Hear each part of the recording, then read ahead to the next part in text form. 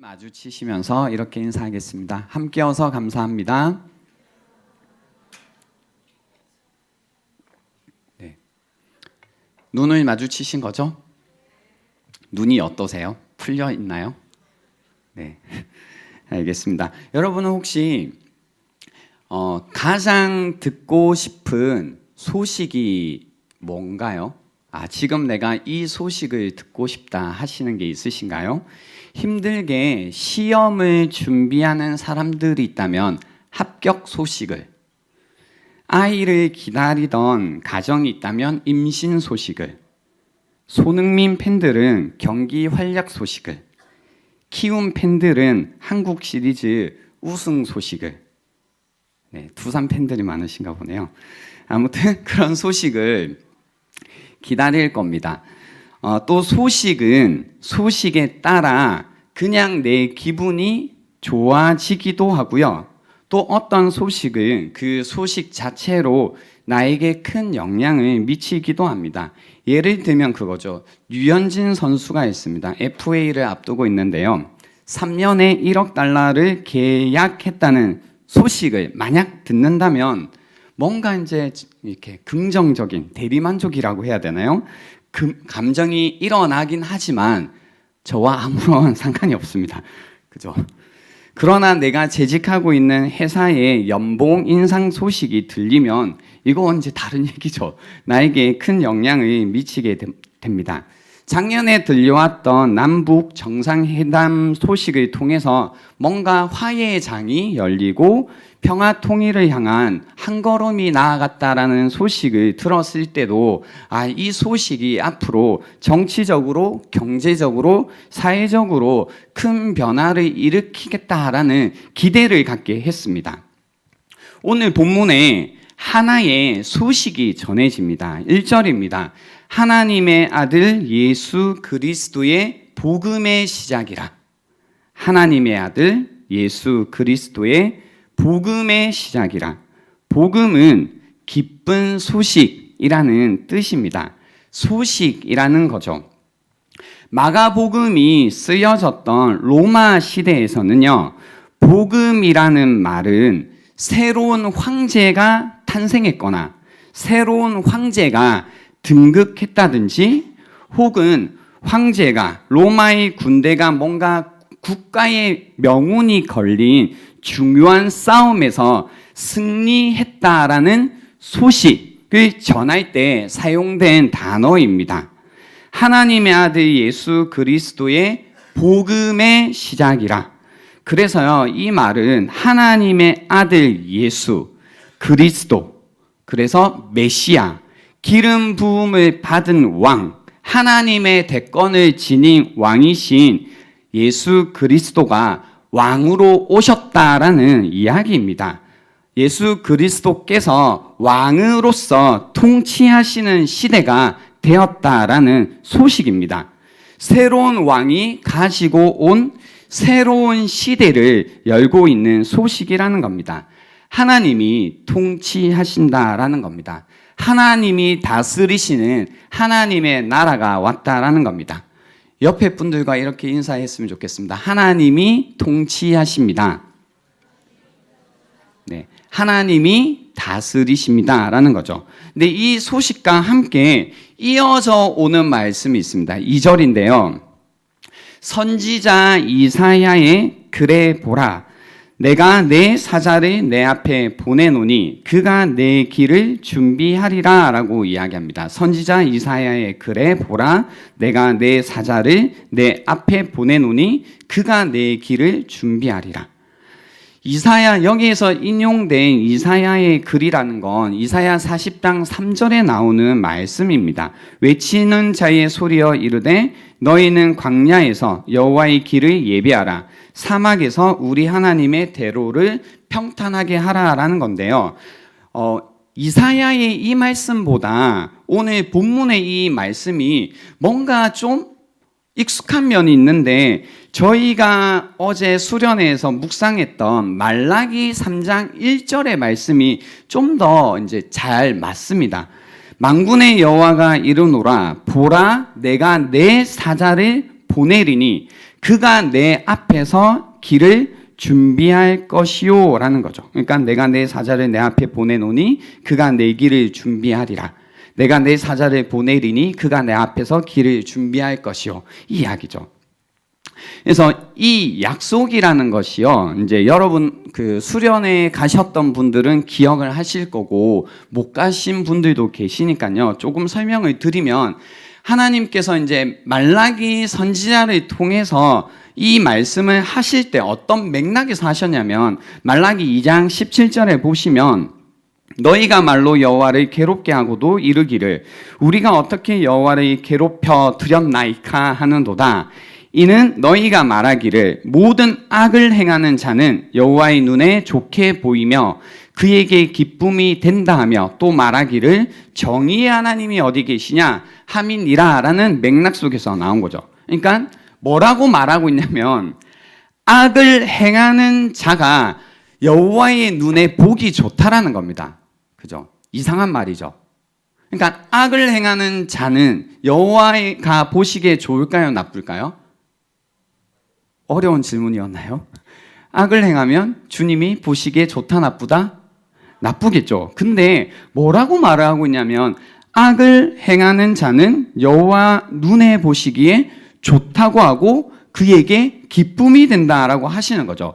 무슨 얘기냐면 하나님께서는 부당한 일을 바로잡을 생각이 없으신 것 같다. 하나님께서는 세상에 있는 악을 뭔가 해결하실 생각이 없나 보다. 그게 좋게 보이는 게 아니라면 그냥 두실 리가 없는데 그냥 두시는 걸 보니 악을 행하는 자가 여호와의 눈에 좋게 보이나 보다라고 이제 비꼬는 거죠. 그리고 정의의 하나님이 어디 계시냐라고 하는 겁니다.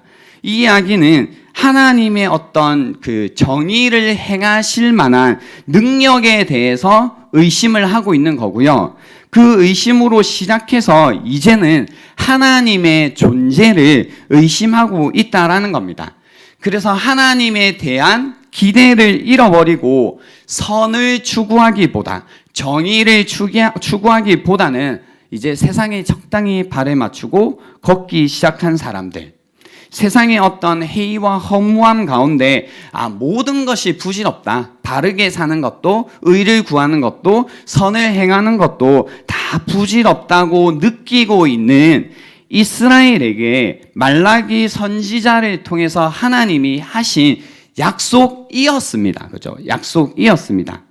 이제 오늘 이 마가복음 말씀을 통해서 하시는 것이 하나님께서 선지자를 통해서 하셨던 그 약속이 이루어졌다라는 선포라는 겁니다.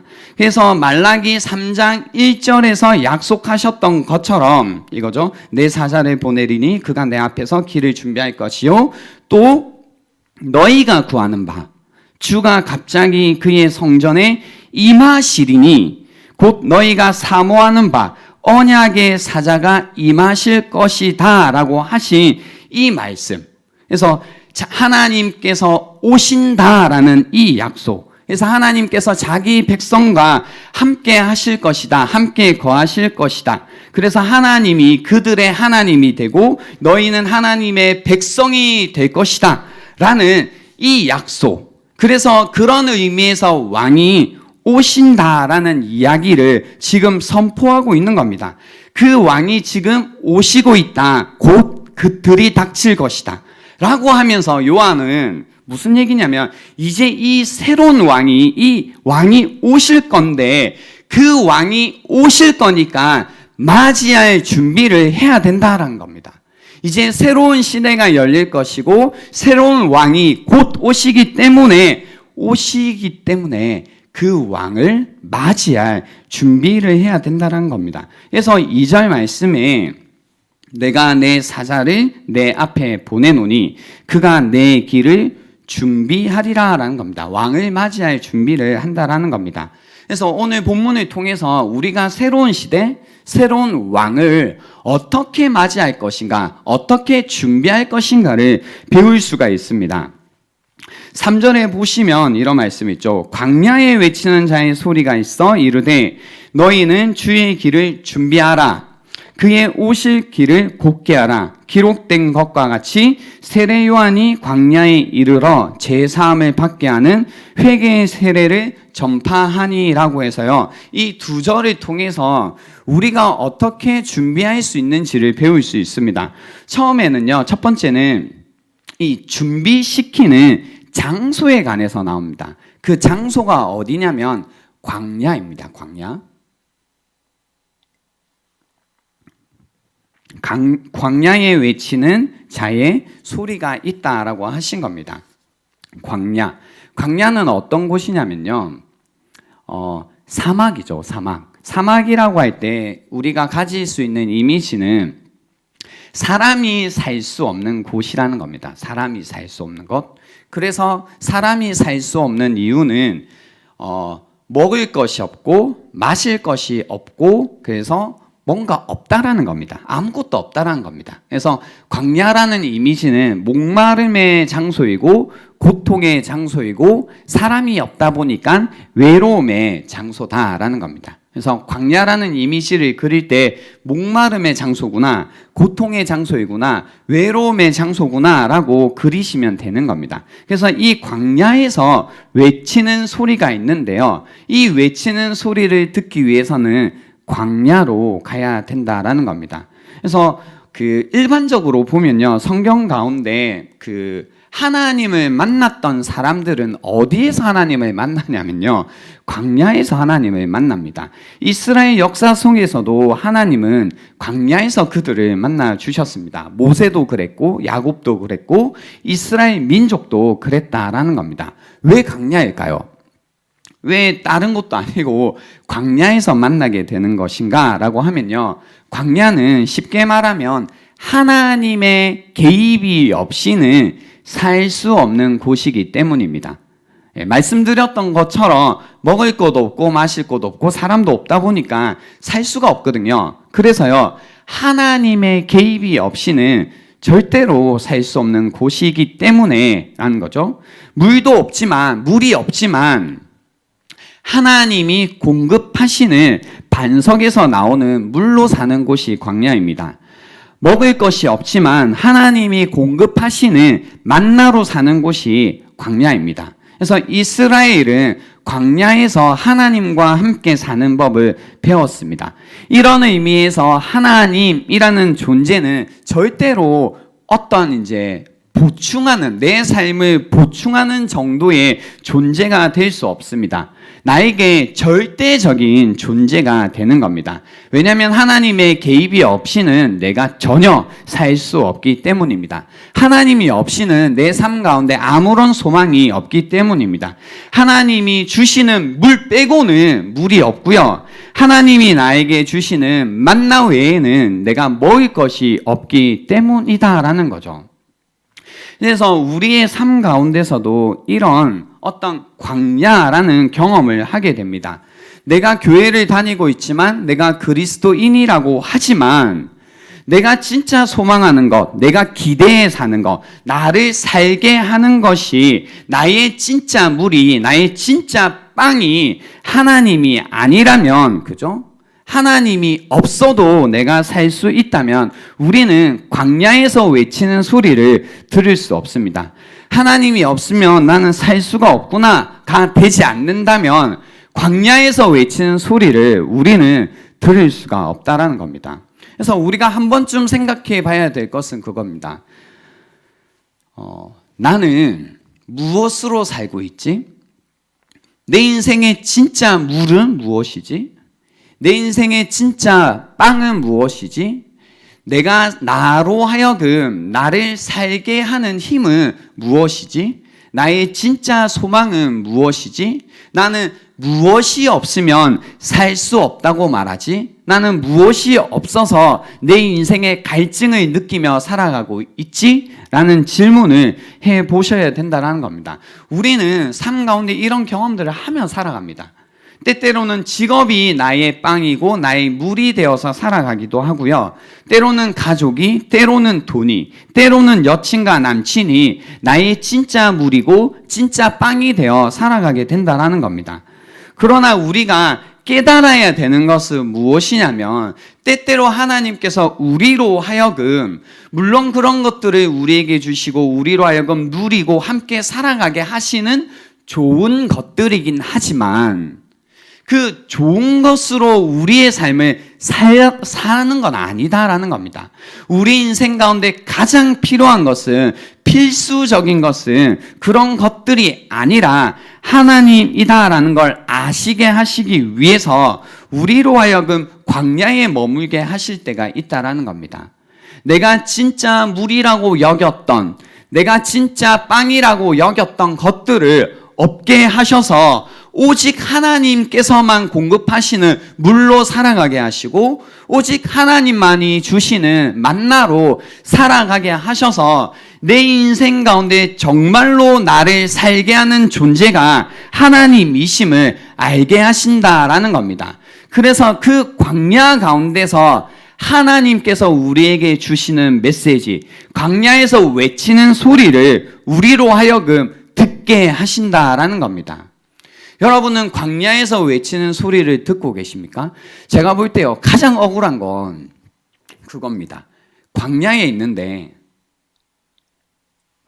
그러니까 사는 게 힘들고, 뭔가 이제 하나님의 선하신 손이긴 한데요, 그것이 고통스럽긴 한 거죠. 그래서 내 인생 가운데 뭔가 물이 없어진 것 같고, 내 인생 가운데 빵이 없어진 것 같아요. 그래서 뭔가 살기가 힘들다, 어렵다, 괴롭다, 힘들다, 이 고통은 언제 지나가나라는 이제 인생의 광야 가운데 있는데 정말 이제 안타까운 건 뭐냐면 그런 광야 가운데 있는 것도 안타까운 사실이겠지만 그 광야 속에서 광야에서 외치는 그 자의 소리를 듣지 못한다는 건 정말 비극이라는 거죠. 무슨 얘기인지 이해가 되십니까?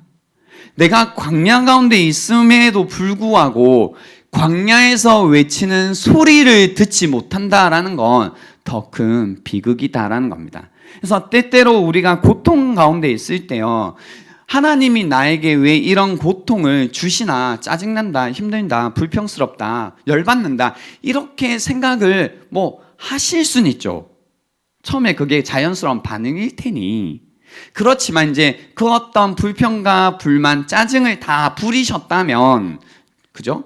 그 다음에 우리가 좀 해봐야 되는 생각은 뭐냐면 하나님이 나에게 왜 이런 고통을, 이런 광야를 허락하셨을까를 고민해 보셔야 된다는 겁니다.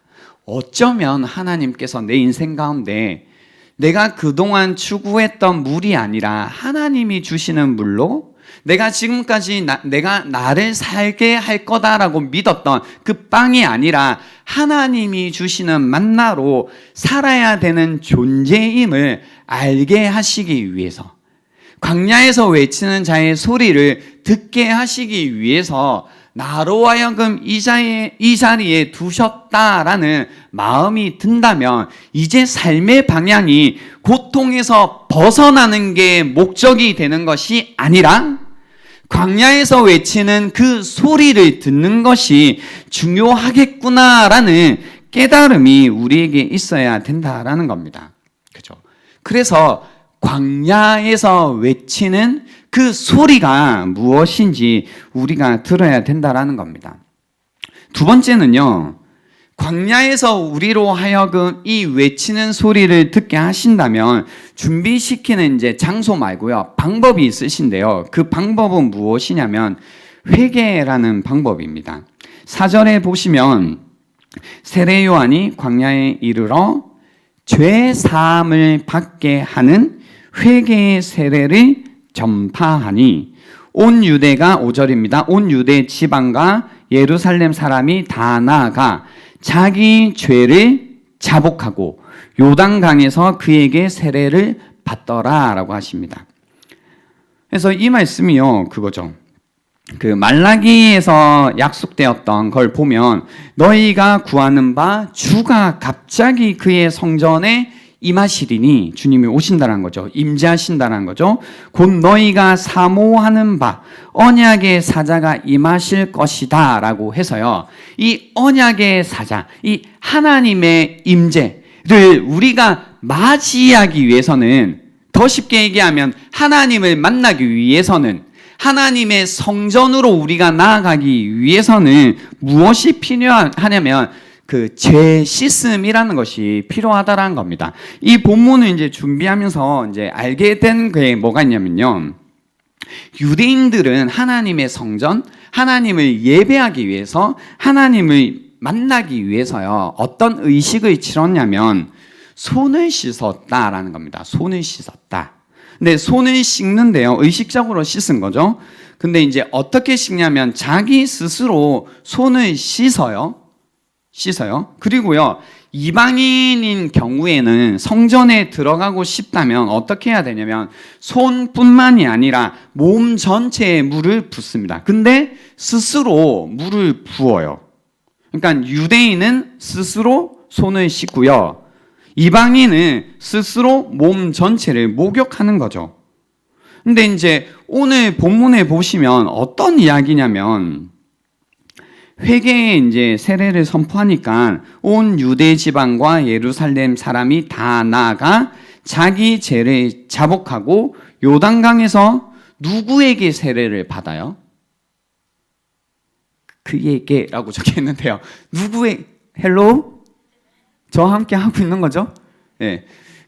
그에게, 그죠? 세례 요한에게 세례를 받더라는 겁니다. 그리고 유대인이고 이방인이고 상관없이 손을 씻고 몸을, 이게 아니라 이방인이고 유대인이고 상관없이 세례, 온전히 몸이 물에 잠기는 의식을 행했다라는 겁니다. 그죠? 그러니까 뭔가 이게 흥미로운 겁니다. 일단 스스로 씻는 것도 아니요, 세례 요한에 의해서 씻기도 하고, 또 유대인조차 손만 씻는 것이 아니라 무엇을 하고 있냐면 온몸을 물에 잠그는 이제 의식을 치르고 있다라는 거죠. 이 본문을 통해서 우리가 생각해 볼 수 있는 건 뭐냐면요, 하나는 스스로 하지 않는다라는 겁니다. 스스로 하지 않는다라는 겁니다. 무슨 얘기냐면요, 우리는 뭔가 회개라는 것을 할 때조차 스스로 하려고 하죠. 그러니까 스스로 손을 씻으면 된다고 생각하고 스스로 이제 목욕을 하면 된다라고 생각을 하죠. 무슨 얘기냐면요, 되게 이제 단순한 예로 그런 이제 친구들이 있습니다. 어떤 친구들이냐면, 교회에 가자, 이제 믿지 않는 친구들이나 주변 사람들에게 교회에 가자라고 하면 내가 아직 준비가 안 됐다라고 하죠. 무슨 준비가 안 됐는데, 나는 아직 술 마시는 게 너무 즐겁고 담배를 끊을 수가 없다. 근데 내가 나중에, 보세요, 술을 이제 끊거나 담배를 끊으면 그때 교회 갈게 라고 하는 거죠. 지금 이제 제가 말하고 싶은 건 뭐냐면, 술을 마시면 하나님을 만날 수 없나요? 담배를 피면 하나님을 만날 수 없나요? 가 초점이 아닙니다. 이해되셨죠, 이거? 여기는 이해되셨죠? 네. 그 얘기가 아니고요. 무슨 얘기냐면, 자기가 느끼기에 그런 거예요. 내가 느끼기에 내가 술을 마시고 담배를 피는 한 뭔가 하나님을 만나는 게 어렵겠다. 내가 이걸 끊어야만, 뭔가 정결한 상태가 되어야만 하나님을 만날 수 있겠다라고 누가 얘기하는 게 아닌데 그냥 스스로 그렇게 여기는 거죠. 그래서 스스로 손을 씻는, 스스로 이제 담배를 씻어내고 술을 씻어내기 전까지는 하나님을 만날 수 없다라고 스스로 여기는 겁니다. 그죠? 근데 스스로 손을 씻으려고 하면 된다, 안 된다? 잘 안 되죠. 그죠? 되게 이거 단순한 예고요. 되게 단순한 예라는 게 본질적인 것도 아닌데요. 더 큰 문제들도 있죠. 이제 우리의 삶 가운데 내가 뭔가 하나님이라는 존재, 그러니까 믿지 않는 사람도 어쩌면 하나님을 더 우리보다 거룩하게 여길 수 있겠다 싶은데요. 하나님이라는 존재, 초월자라는 분, 신적인 존재를 내가 만난다라고 할 때 뭔가 내가 깨끗해야 된다라는 생각까지는 하는 것 같아요. 근데 그 존재를 만난다라고 할 때 스스로 씻어야 된다라고 생각을 하니 스스로 씻는 게 이제 어렵다라고 느끼는 거죠. 그래서 스스로 씻다가 뭔가 이제 이거 안 되겠다라고 싶으면 하나님 믿는 걸 포기하기도 하고, 스스로 씻으려고 의지를 가져봤지만 그 의지대로 되지 않을 때, 그래서 넘어졌다 싶을 때 또 하나님을 떠나는 경우들이 많다라는 겁니다. 그죠? 하나님께 나오는 방식을 많은 사람들이 스스로 손을 씻는, 스스로 목욕을 하는 방식을 택하는 경우들이 굉장히 많은데요.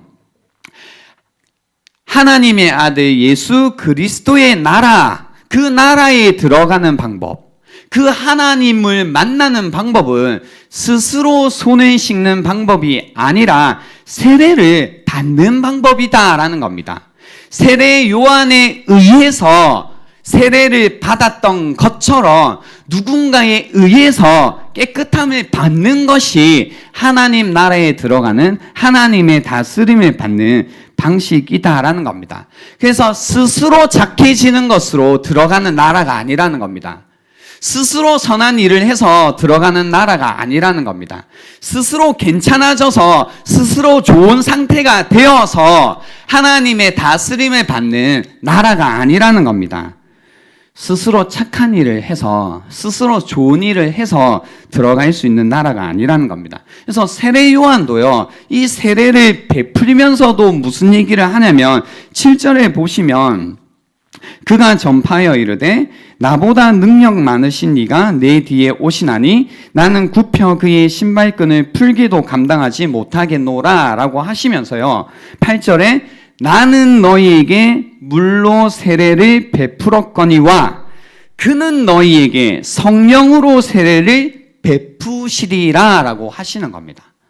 이 말씀이 좀 이제 이해가 되시나요? 하나님 예수 그리스도가 내 뒤에 오시는 그 언약의 사자이신 예수 그리스도가 나보다 능력이 크시다의 정도의 의미도 있겠지만 그 정도가 아니라 그분이 우리에게 성령으로 우리를 깨끗게 하실 것이다.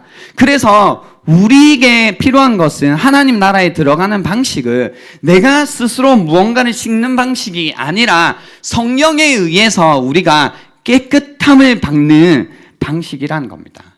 성령에 의해서 우리가 정결케 되는 방식이다라는 이야기를 요한은 전하고 있다라는 겁니다. 성령으로 너희를 씻어 주실 분이 오신다라는 겁니다. 이 말씀을 통해서요, 우리가 다시 한번 생각해 볼 수 있는 게 있습니다. 그것은 무엇이냐면, 우리가 이제 뭔가 새로운 시대가 오는구나, 새로운 왕이 오셨구나, 정말로 하나님의 다스림이 이 땅 가운데 임했구나, 그동안 신음하고 고통 가운데 있었던 이 시대가 정말로 바뀔까? 새로우실까? 뭔가 하나님께서는 이 세상에 악에 관심이 있으실까? 그분은 정의의 하나님이실까? 이 세상에 있는 그 모든 잘못, 이 모든 악들을 바로 잡으시는 분이실까? 라는 질문 가운데 이제 마가가 전하고 있는 복음은 그렇다라는 겁니다. 드디어 하나님께서 약속을 이루고 계시다. 그 왕이 오셨다. 이 악을 바로 잡으실 그분이 오셨다라는 겁니다. 이 세상을 바로 잡으실, 그리고 이 악만 가득한 나의 인생을 바로 잡으실 그분이 드디어 오셨다라는 겁니다. 근데 그분을 우리가 맞이할 방법이 무엇이냐면 광야에서 외치는 소리를 듣는 것이고요, 또 우리가 스스로 씻는 방식이 아니라 성령에 의해서 우리가 깨끗함을 받는 방식이다라는 이야기를 하시는 겁니다. 그 가운데 핵심적인 것은 무엇이냐면 회개라는 겁니다. 회개. 이 새로운 나라에 들어가는 방식이 무엇이냐면 그 하나님을 의지하는 마음으로, 그죠? 광야에서 외치는 자의 소리를 듣는 거잖아요. 주님, 저는 하나님 없이는 살 수가 없습니다. 하나님 외에는 어떤 의지가 없습니다. 하나님이 주시는 물 없이는, 하나님이 나에게 공급하시는 만나 없이는 살 수 없는 존재임을 고백하는 회개. 그리고 지금까지 나의 만나를 스스로 구하려고 했던, 내가 중심되어 살아왔던, 내가 나의 삶의 구원이 되어 살아왔던 그 방식으로부터 전환하는 회개. 그 회개가 우리로 하여금 그 하나님 나라를 보게 하고 그 하나님 나라의 다스림을 받는 방법이다라는 이 이야기를 하시는 겁니다. 회개. 이 회개를 통해서 하나님께서는 우리로 하여금 이 땅 가운데 임하신 하나님 나라의 다스림을 받는 존재가 되게 하신다라는 겁니다. 재밌는 거는요, 제가 말라기와 마가복음을 왔다 갔다 하긴 하는데요, 이 말라기에서도 하나님께서 이 약속을 하시고 3장 2절에 보시면 그가 임하시는 날, 하나님 나라가 임하는 날, 메시아가 오시는 그날 누가 능히 당하며 그가 나타난 때에 누가 능히 서리요.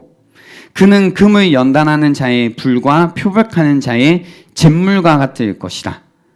그가 은을 연단하여 깨끗하게 하시는 자같이 앉아서 레위 자손을 깨끗하게 하되 금, 은 같이 그들을 연단하리니 라고 하시는 겁니다. 우리를 정결케 하신다라는 겁니다. 우리를 깨끗하게 하시겠다라는 겁니다. 마가복음을 통해서 볼 때 성령을 통해서 우리를 깨끗하게 하시겠다라는 겁니다. 어쩌면 이스라엘 유대인들은 이 예언을 알고 있었겠죠. 그러니까 하나님의 나라가 왔다라고 하니 그분이 임하시는 날은 이제 우리의 어떤 행동과 태도로 그분의 오심을 능히 감당할 이제 그게 안 되는 거죠. 그러니까 다 세례 요한에게 오는 겁니다. 그리고 그 앞에 엎드려서 그냥 세례를 받는 겁니다. 죄 씻음을 받는 회개를 그 앞에 하는 겁니다. 누가 그 앞에 능히 서리요? 아, 나라는 존재는 그 앞에 설 수 없겠구나라는 걸 알고 있었던 겁니다. 그래서 세례 요한에게 나와 세례를 받고 있었다라는 겁니다.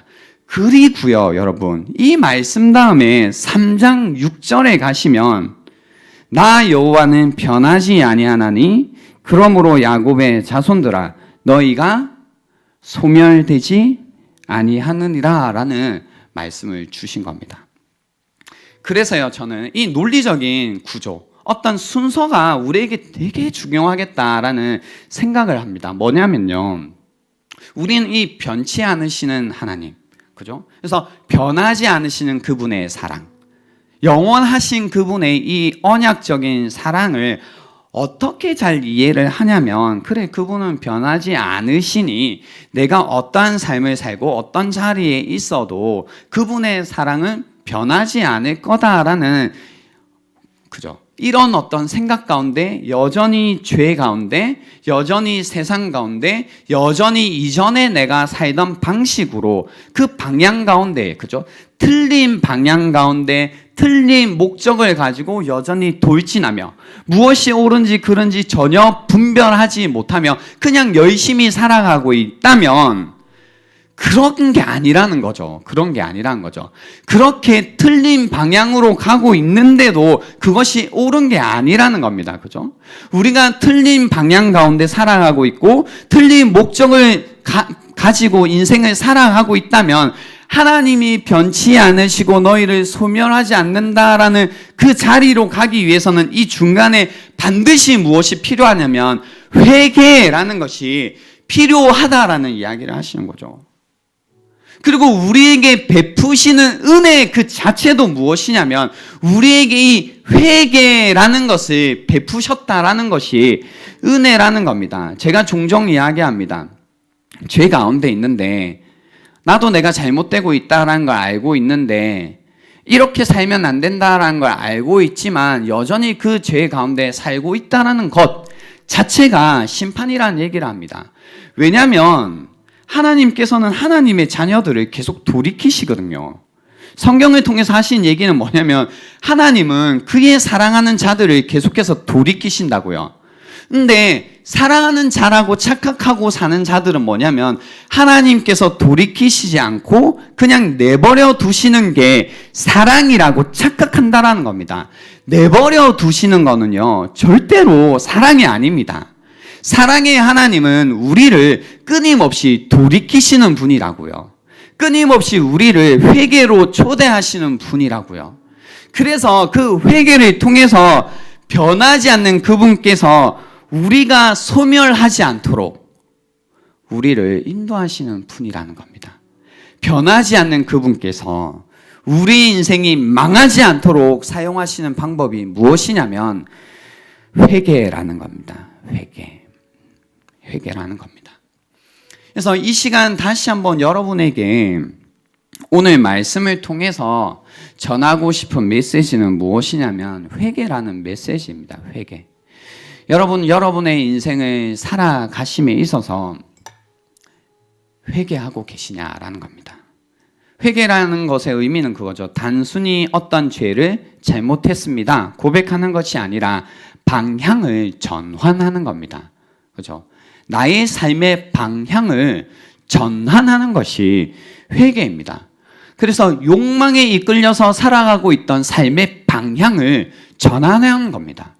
내가 여전히 욕망에 이끌려서 나의 욕망에 이끌려서 살아가고 있으면서 하는 회개는 잘못했습니다 말하는 건 회개가 아니라는 거죠. 욕망에 이끌려서 살아가던 나의 삶의 방향을 전환해서 이제는 하나님의 뜻에 이끌려서 살아가는 것으로 전환하는 것. 이것이 회개라는 겁니다. 회개라는 겁니다. 제가 지난주에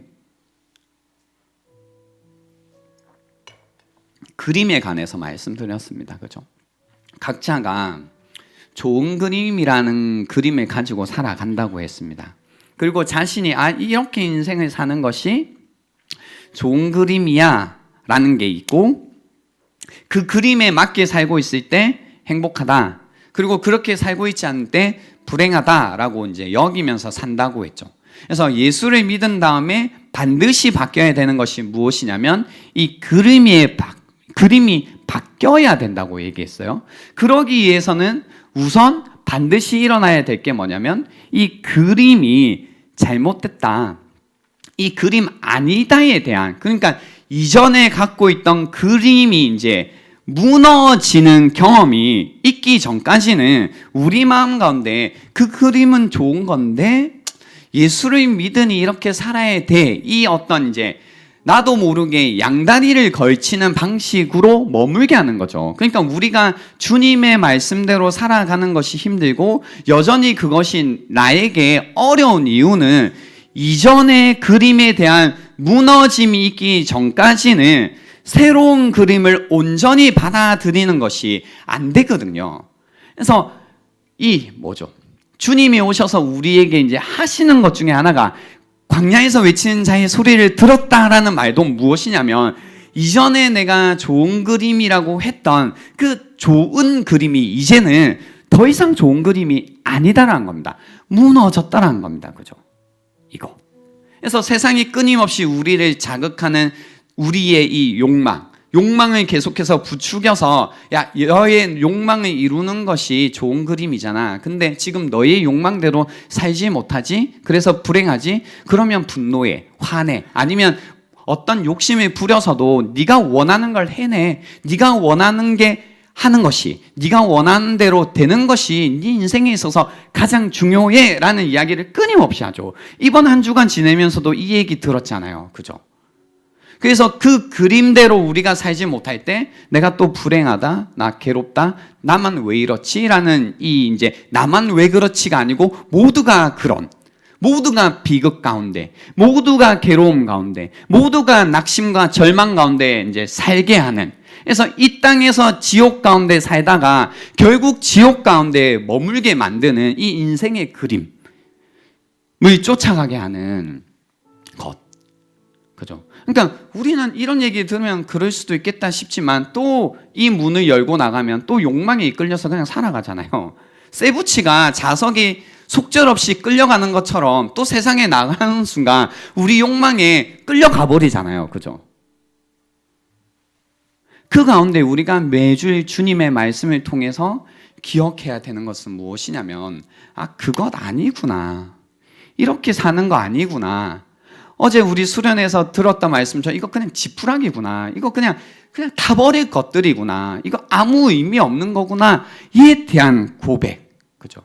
그런 가운데 하나님을 향해서 우리의 마음을 돌리고 그분이 우리에게 알려주시는 삶의 의미와 목적을 우리가 발견하고 그래서 그분의 뜻을 행하는 것이 이제 나에게 기쁨이 되는 이 온전한 방향의 전환이 우리에게 일어나는 것이 무엇이냐면 회개라고요. 회개.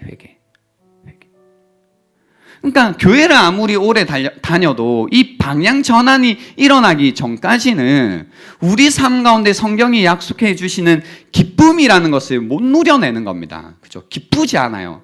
그러니까 교회 다니면 더 불행해 보이는 이유가 그거죠. 마음속에 원하는 그림은 세상에 원하는 그림인데 교회에 오면 자꾸 그게 아니라는 얘기를 듣고, 근데 이제 나는 정말 원하는 건 이거야. 세상의 그림이야. 근데 교회에 오면 그게 아니라고 하니까 뭔가 계속 이것도 제대로 못하고 요것도 뭔가 제대로 못하고, 그러니까 이것도 아니요, 이것도 아니요, 이도 저도 아닌 것.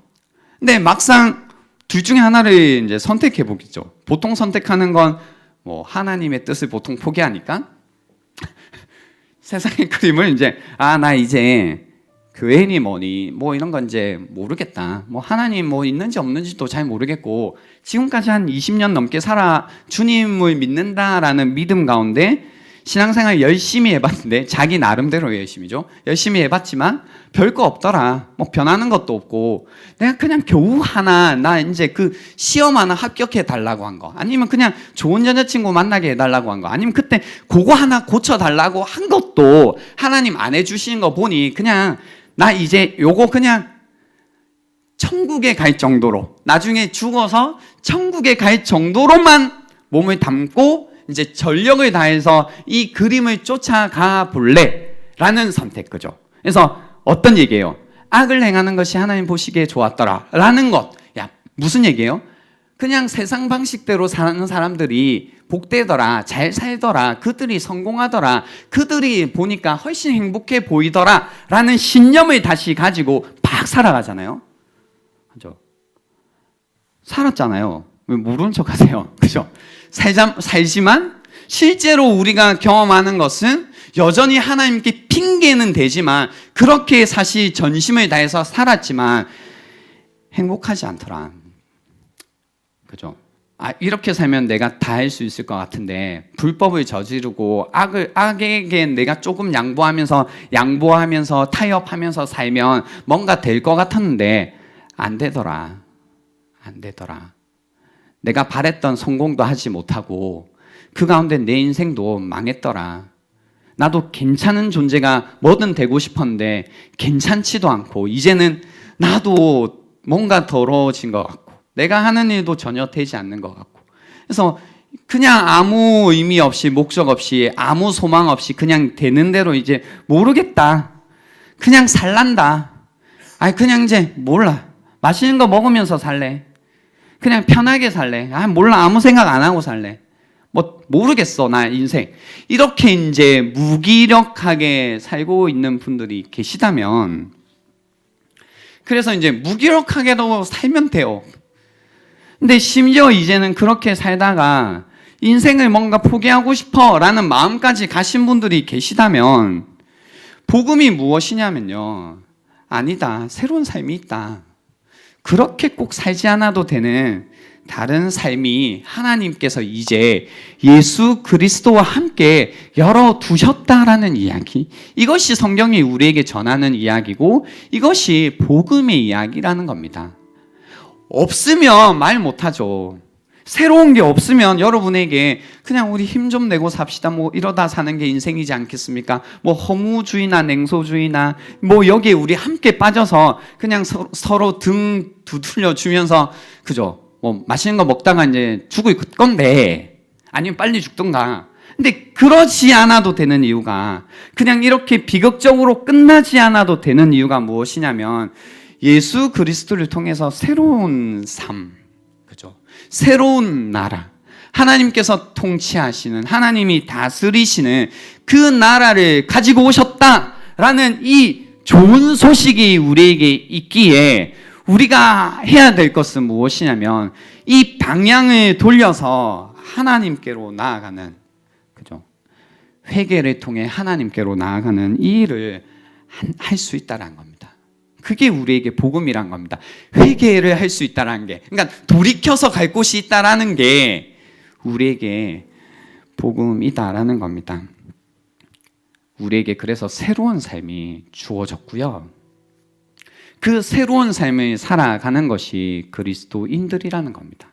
그래서 이 새로운 삶 가운데, 하나님의 나라 가운데, 하나님의 통치하심 가운데, 이 하나님의 다스림 가운데 이전과 전혀 다른 삶을 살아가며 여전히 좀 불완전한 모습은 있겠죠. 그렇지만 이전과 전혀 새로운 삶의 방식으로 새로운 삶을 살아가며 하나님이 우리에게 약속하셨던 기쁨과 평안이라는 것을 만끽하며 살아가는 것.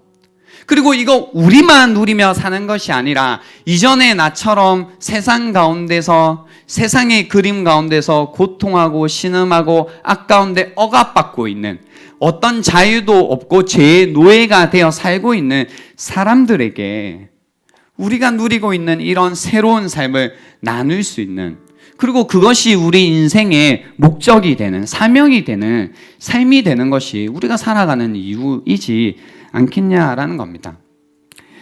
이제 여러분에게 시간을 드리겠습니다. 설교 녹화도 이제 그쳐 주시면 되고요.